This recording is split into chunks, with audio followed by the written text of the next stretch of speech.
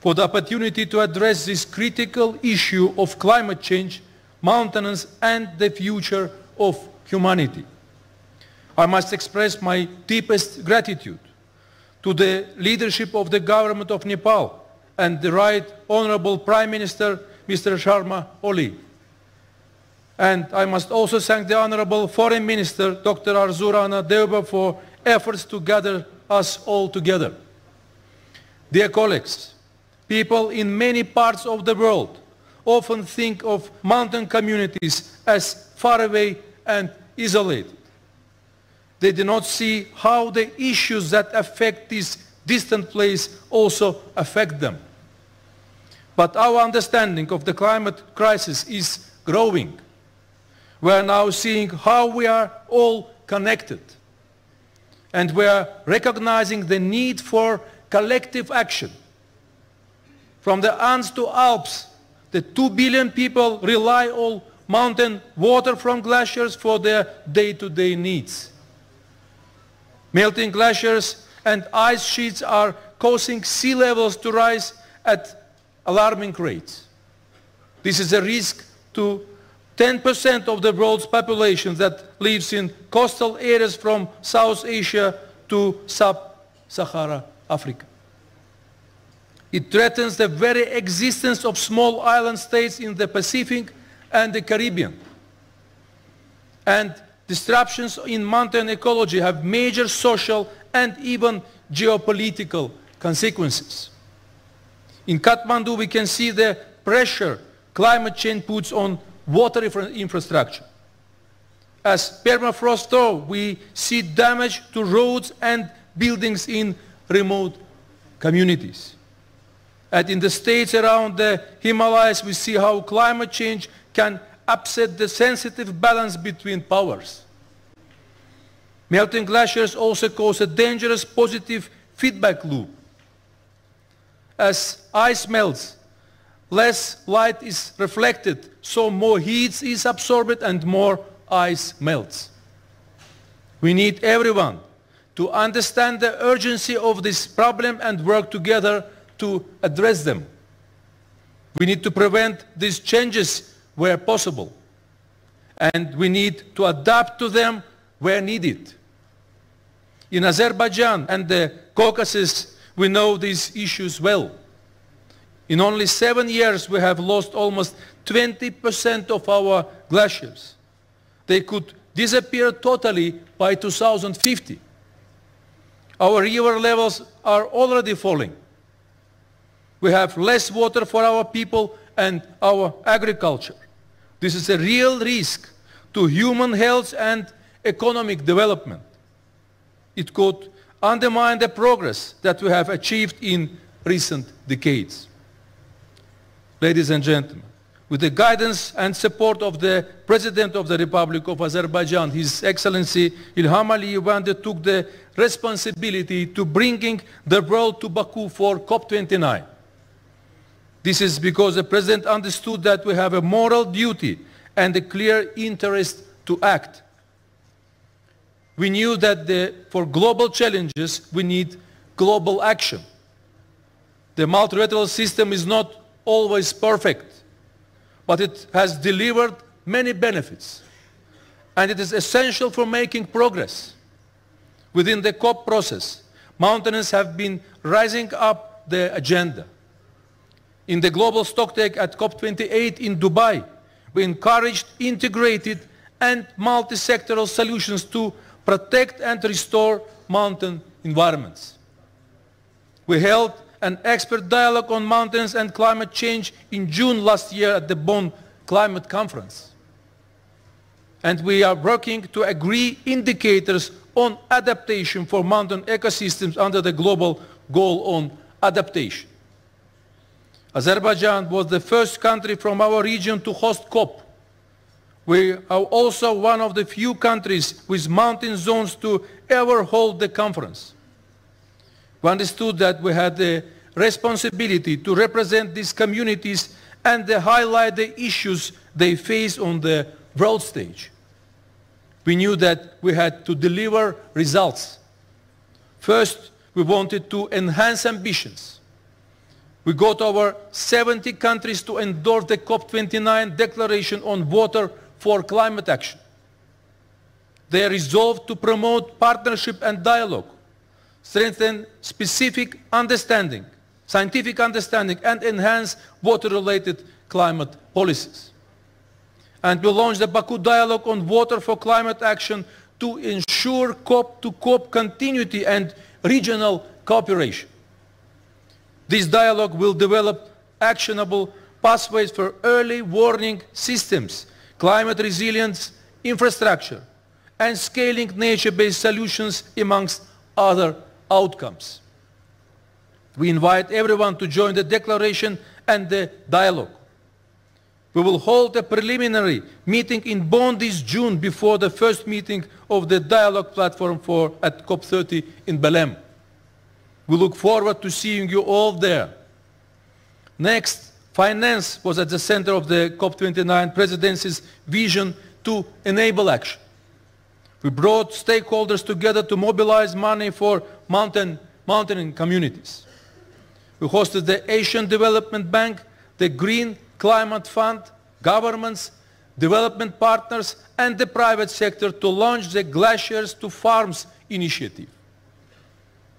This project will mobilize up to $3.5 billion for investment in water, agriculture, and communities threatened by glacier melt and fragile mountain regions. We also got the Loss and Damage Fund up and running. The fund now has an executive director who can open an office, get a bank account, hire staff, and start approving projects. This will be a critical resource to support communities that face irreversible consequences from glacier melt. But we knew we had to go even further. Finance was at the heart of the negotiations in Baku, and we saw a clear demand for strong qualitative elements that would help reshape the global financial architecture. It was a complex negotiation where nothing was agreed until everything was agreed. As anyone who has climbed Sagarmatha knows, the wind blows strongest on the top of the mountain. It would get tough as we entered the final stages, but we were determined to reach our objective. When a target of $250 billion was initially suggested, we were clear that we needed to go further. We needed a goal that was fair and ambitious. We refused to close a conference. We held everyone back from leaving. And in very final moments, we landed a deal on the COP29 Baku finance goal. This tripled the previous goal with a pledge to mobilize at least $300 billion per year to the developing world by 2035. This is the largest ever financial goal to come from the UN process, turning billions to trillions. It will send a strong signal to the financial markets, provide greater certainty for long-term planning, help build trust and momentum for collective action, and set a benchmark to hold us all to account. But most critically, it will fund action. It will catalyze finance for more clean energy projects. This will reduce emissions to help prevent the worst effects of climate change on mountainous regions. It will mobilize public money for climate-resilient infrastructure. And it will help to support communities that face irreversible loss and damage. Dear colleagues, ladies and gentlemen, we understand that the goal was not everything for everyone. The COP29 presidency pushed for the highest possible level of ambition. But we were realistic that the public sector could not deliver the full scope of the developing world's needs. That's why we included for call of all actors to step up, and countries tasked the Azerbaijani and Brazilian COP presidencies to set out the Baku to Belém roadmap for how we could reach $1.3 trillion a year by 2035. We must now focus on implementation. The COP29 presidency will remain active to ensure that donors deliver their promises. We will hold governments to account to make sure that they mobilize the $300 billion they pledged in Baku. We are calling on them to make early progress on past promises.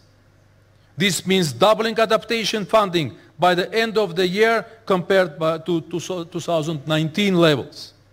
And it means tripling the outflows from the official UN climate funds by 2030. For example, this includes more resources for the Green Climate Fund that supported the Glaciers to Farms initiative at COP29. Next is a critical year to enhance ambition in national climate plans. We need to deliver the plans for how we will reduce emissions, known as a nationally determined contributions. We want everyone to produce national adaptation plans for how we will prepare for the consequences of climate change.